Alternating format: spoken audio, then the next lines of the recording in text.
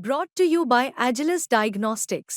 Health test की बात आती है तो मैं भरोसा करता हूँ India largest diagnostics company Agilus Diagnostics. खुद को टेस्ट करते रहो। बैठक हुई और मैंने उनसे बता दिया कि जीत के लिए एक ही है, जो देश की बड़ी पार्टी रही कभी, आज भी विपक्ष के रूप में पार्टी के रूप में है, वो भी कह रही है कि नहीं हमें जीत चाहिए, सीट नहीं चाहिए। इतना भी हो सकता है हम खुले मन से भारतीय जनता पार्टी का समर्थन करते हैं। प्रयास रहा है कि इस देश को समाज हित में, देश के हित में किसी को, इस देश के लोगों ने बलिदान दिया है।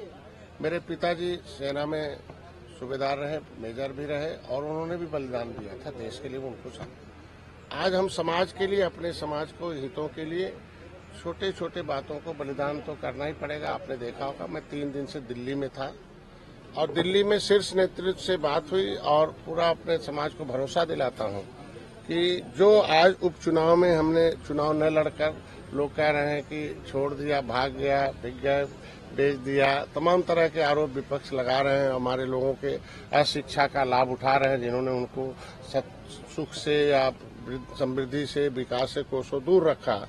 ऐसे लोग आज के दिन में कम से कम ये ट्वीट कर रहे हैं कि मेरा एक विचारधारा रहा कि हमेशा जीत चाहिए, सीट नहीं जीत चाहिए, मेरा एक विचारधारा रहे और उस जीत के सहारे हम जो है समाज को कुछ दे सकते हैं।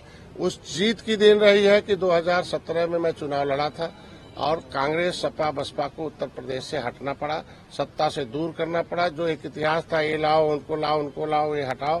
2018 का भी इतिहास आपने देखा, 2019 में ऐतिहासिक जीत देखा, 2022 में ऐतिहासिक जीत देखा। उस जीत की देन है कि डॉक्टर संजय जैसा एक गांव में रहने वाला, एक नदी के किनारे, जंगल के किनारे रहने वाला व्यक्ति अपने समाज की वकालत करने का अवसर जो राष्ट्रपति तक हो, चाहे प्रधानमंत्री तक, चाहे गृह मंत्री तक हो, चाहे राष्ट्रीय अध्यक्ष हो, मुख्यमंत्री तक हो और आज के बीच में कैबिनेट में बैठकर हो। आज कम से कम इस उपचुनाव में जीत चाहिए। हम अपने को सौभाग्यशाली हूं कि कम से कम हमारे इस मंत्र को विपक्ष के लोग भी ट्वीट कर रहे हैं कि नहीं जीत चाहिए, सीट नहीं चाहिए।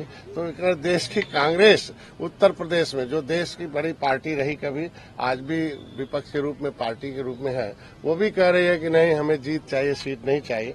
तो मैं तो एक त्रेता में भगवान राम के निषाद राज के एक वंशज हूँ, जो किस तरीके से गले लगाया था, उस रावण पर जीत प्राप्त करने के लिए उन्होंने अपने को, आपने देखा होगा, सेना भी दिया था, गंगा पार करके जीत भी दिया था और जीत लेने के बाद आप देखो सुख का राज आया था।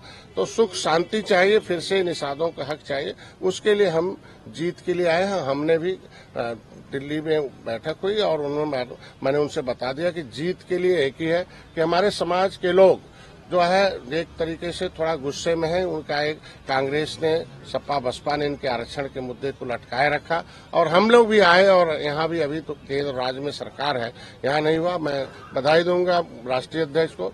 उन्होंने कहा, मैंने उनको याद दिलाया कि आपने कहा था बड़े बड़े जो काम है, धारा 370 और जो है राम मंदिर है, ये काम हो जाने के बाद, राष्ट्रीय काम हो जाने के बाद जो अर्थव्यवस्था का हम लोग निश्चित रूप से विचार करें। मैंने उन्हें याद दिलाया कि आप 10% अगर हम पक्षधर है कि अपर कास्ट के जो कमजोर वर्ग है उन्हें दे दिया, तो हम सताए हुए लोग हैं अंग्रेज मुगलों के, पिछली सरकारों के, इनके भी आरक्षण दिल्ली के गजट में हम अनुसूचित हैं। रामचरित्र निषाद को आपने लाके मछली शहर लड़ाया था, तो उत्तर प्रदेश के गजट में हमें ओबीसी में डालकर इन पिछली सरकारों ने हमारे साथ अन्याय किया है। हमारे लोग न्याय के लिए, हमारे माननीय योगी जी आवाज उठाते रहे, वो वीडियो चल रहे हैं, तमाम विपक्ष उसको ट्रोल कराता कि हमको छोड़कर आप आरक्षण के लिए गए थे, तो क्या हुआ आरक्षण का, तो उस पर हमारे समाज के लोग पीडीए का हिस्सा बन जाते हैं थोड़ा बहुत कहीं, और इसकी वजह से आप देखो पिछली बार आंशिक सफलता मिल गई 2022 में। तो मैं इतना चाहूंगा कि आज के दिन में जो बातें हुई हैं कि हमारे इस आरक्षण के मुद्दे पर पहल होगा, बैठक होगी दीपावली बाद।